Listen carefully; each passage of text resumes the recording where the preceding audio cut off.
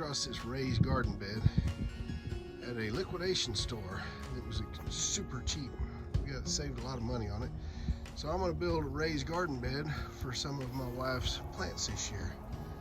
So I've started off filling the bottom of it. Sorry for the shadow here.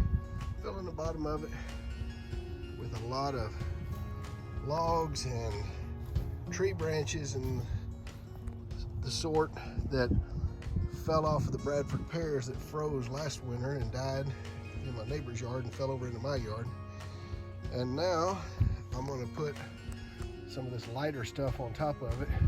As you can tell, I got a full pile of brush out there. I'm going to be able to put as much brush in here as I want to. Most of this came from behind the horse fence back there in the very back. So I'm going to fill a lot of this in with that. And then I'm going to probably take sheep droppings and put a layer of sheep droppings on the top of that, and then a layer of dirt and soil from around the house. And then on top of that, we may go with some potting mix of some sort just to give us a good fertile spot to plant the initial plants this year. And then we should have a good start on our raised garden bed. This raised garden bed was actually 2 4-foot by 4-foot. So basically from here to here across. And it's about, I don't know, about 2 feet tall right there, maybe just slightly more than that. And it was actually 2 separate garden beds, and then has the compost thing for the middle of it where you can throw your kitchen scraps or whatever. I modified it, took the ends here and there and added them along here to make it 4 foot wide, 12 foot long, and about 2 foot deep. I'm gonna, obviously it makes it considerably weaker in the middle because I don't have any support there.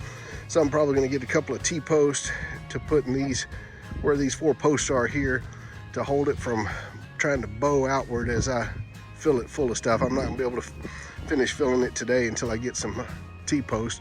I'm gonna buy some of those little short T-posts that I can drive into the ground, and that way I don't have these big tall T-posts sticking up. But that's the initial plan for the time being, and I'll kind of keep making a little clip here and there and see how it goes as we get along. All right, y'all, so pardon me for being a little out of breath. Me and T-post drivers don't get along anymore.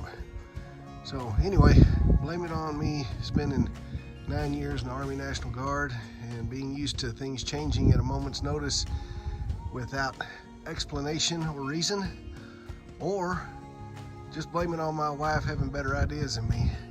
We decided instead of putting short T-posts in the ground, we'd put the long T-posts in there.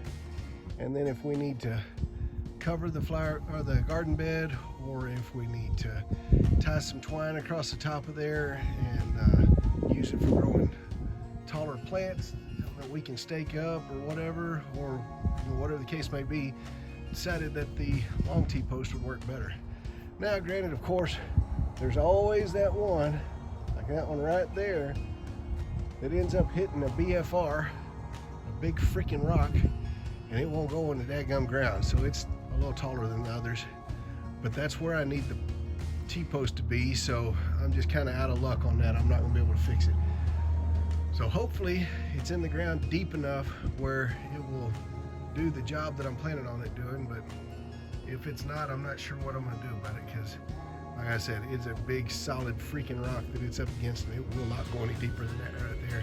I about broke my arms trying to get it to go down deeper. So I got the smaller twigs and whatnot in there, and all of that stuff is going to be a good 16, 18 inches under the ground. So none of that, even if there is any seeds left or whatever on it, it shouldn't grow anywhere, because it should be deep enough underneath everything that's just going to end up decomposing. It's not going to see the light of day. So next, I think I'll cover it up with a bunch of grass clippings, and then I'll have to go and pick up the sheep pellets. So we'll see where we get to. So the grass clippings are in, packed down as best I can get them.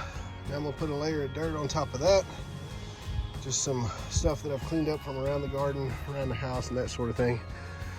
And I know before any naysayers get on here and make any kind of comments or anything, I know that I'm doing this at the exact wrong time of year.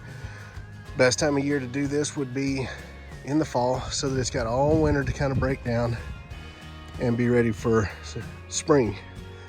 But I didn't find these garden beds in the fall.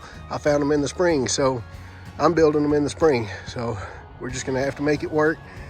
If it doesn't work as well this year as it does next year, then we just got that much more to look forward to next year.